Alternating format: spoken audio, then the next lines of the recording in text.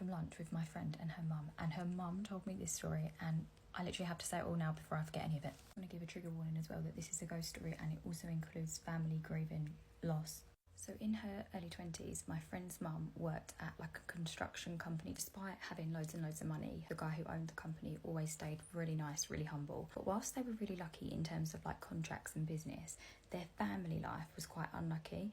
She said that they were just one of those families that you were just like, do you have a curse? Dad had passed away suddenly. His wife sadly got very sick and died when his kids were still fairly young. He also had a daughter who was around her age. I think she said there was about 6 months between them. Around 25, my friend's mum gets married and then she falls pregnant with my friend. My boss, on seeing this, starts to kind of compare his daughter's life. Starts to make comments that he is kind of worried about his daughter because she doesn't really have any friends. Feels like she's kind of been lost since mum died. He asks my friend's mum to kind of take his daughter under her wing. And the two of them build up kind of like a friendship, but not. She said that they didn't have much in common, but she was more kind of just doing it for her boss because he was such a nice guy. And she kind of felt like she owed him big time because when her own dad had passed away, her boss had been really kind and let her have lots of time off.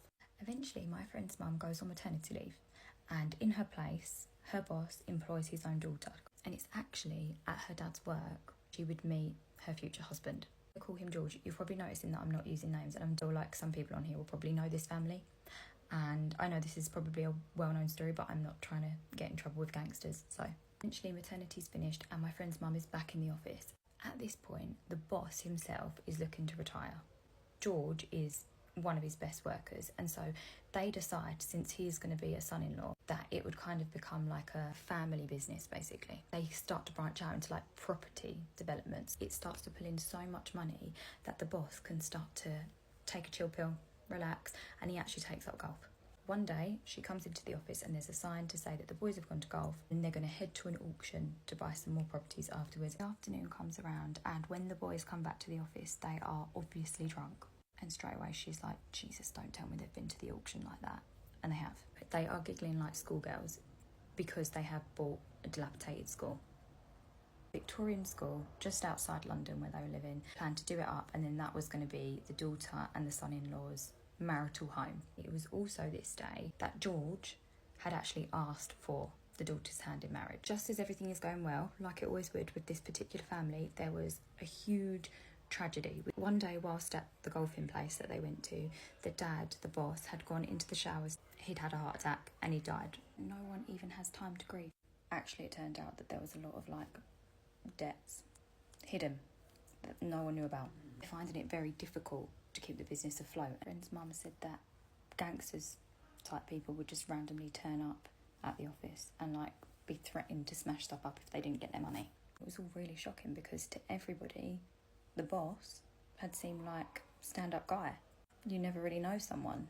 And so despite actually not getting paid for like her last few months of work, my friend's mum decides to stay because she kind of, even though they've discovered this guy was essentially not who they thought he was still like a dad to her, and she's lost her own dad, and so she feels like it's kind of her duty to be there for the daughter. She recommends this psychic medium who was really, really famous in the area at the time in like the 80s and the 90s. She'd been to this woman a lot herself when her dad first passed. Her name was Patsy, and she lived in one of the flats that was just off of Roman Road. First time she went, my friend's mum was like, I will take you. I don't feel comfortable with you going alone. I know your dad wouldn't like it, so I'll escort you there. I can wait outside if you want. When they arrived, the boss's daughter actually asked my friend's mum to come in with her, and this woman was like notorious. Always got things dead on. She was amazing. She always had a fag in her mouth. She was probably only about 60, but apparently she looked about 106. The daughter starts to really open up about some really scary stuff that's been going on in their new house, which is all news to my friend's mum. She had solely taken her there to speak to her dad. This poor girl had been waking up at night feeling like there was men in her room. Considering all the nonsense they had going on with like the gangsters turning up and demanding money, she had kind of put it down to her subconscious mind. But now she was in front of a psychic, she felt like she just had to offload. Things would go missing, there'd be loud noises, she would wake up with like scratches on her body. There was a man there and that he was trying to hurt her. Patsy, who is normally like hardened, like proper Londoner, is just like speechless. She looks petrified. She's almost gone into some sort of trance-like state. She does speak. What she says is so disturbing. Takes a cigarette out of her mouth, which apparently she never did. There is a man in your house, a very bad man. And again, she goes into this like trance-like state. Can you imagine? And she starts closing her eyes and chanting, I've made a mistake, I've made a mistake, I've made a mistake. She comes round, I don't know what I said, can you tell me what I said? And so the two women are like, you said you'd made a mistake. The psychic at this point looks so disturbed. She says that's never happened before. Whatever is in your house is very, very evil. Patsy, who never left her home, actually agreed to go to this house and do a cleansing. When Patsy gets there, she does all of her little ceremony thing, and she says she's actually surprised at how friendly the house seems. She can't feel anything straight away, but they do everything anyway. The daughter and Patsy kind of become like friends. At this point, the daughter and George, the partner, are due to be getting married, and they've decided to have their wedding at their home. Financially, everything with the business has just gone down the swanny. The boss's daughter actually ends up inviting the psychic Patsy to their wedding, and my friend's mum is the designated driver since they're both driving from similar places. The minute they stepped into that house, Patsy was like in a trance, to the point where, because this woman is obviously quite old, she considered calling an ambulance. Only there even an hour before she's like, I've got to get this woman home. She is not okay. So she gets her into the car, and at this point my friend is like a baby in a car seat, and as they're driving home she lights up a cigarette, and my friend's mum's like, whoa, whoa, whoa, whoa, my kid's in the car, absolutely not, stop what you're doing. And she just totally ignores her. She starts to speak in a voice that's like a male, low pitched voice, and she proceeds to call my friend's mum, I'm not going to say her name, but a pet name that only her boss, the one who has passed, would call her. I've made a terrible mistake. Then the pet name, and she just repeats it on a loop. My friend's mum is so freaked out.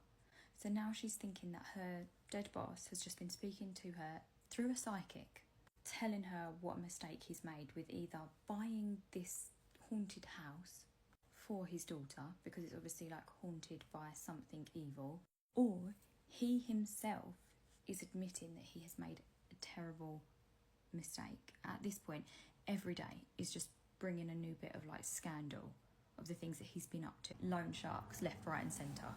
So she goes home and she discusses it with her then husband. He's just like, do you know what, I would rather you just separate yourself from this family. They've always been problematic. There's always been like drama that follows them, and you're not even being paid now, so you might as well just, you know, just cut it all off. And so she kind of thinks to herself, you know what, he's right, I've got a baby to take care of, I need to separate myself from all of this drama. A few years later, she has a new job, she works for the council now, and she's also had another baby since then. And one day, one of her new colleagues asks if she knows a psychic. So without any hesitation, even though the last time they spoke was really odd, she gives Patsy's address and tells the colleague where to find her. She actually had no idea that Patsy's been dead for like a year and a half at this point. And then one day, while she's still working in her job at the council, somebody comes in looking for housing. And it is none other than the boss's daughter. And at this point, it's been 10 years since they last saw each other. She walks in there and she is like a shell of a woman. Turns out that George was actually part of this massive crime family, like he was a total wrong-un. And she thinks that it was basically his plan all along to bleed their family dry. She'd also found out that he had like a long-term girlfriend living in a different country, who he basically intended on taking money home to. A lot of the dodgy loan shark stuff was actually him, and he'd been asking his future father-in-law to sign stuff when they'd been out golfing. And he's signing it thinking that he's signing business-related stuff. He's trusted this guy. And despite her sisters coming to her with all of this new information about how they had suspected George had something to do with her dad's death, because he was there that day when they went golfing and the dad just dropped dead, she had stayed with him. One day she confronts him about this like alleged girlfriend that he has, and he starts to be violent towards her for the first time ever, while screaming at her about her alleged boyfriend who lives in Roman Road.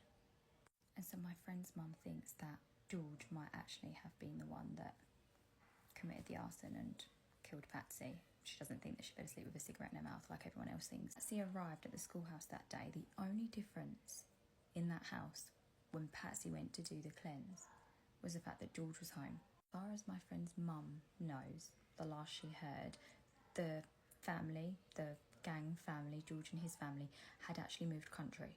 And word on the curb is that they are involved in some like magic, like not good magic.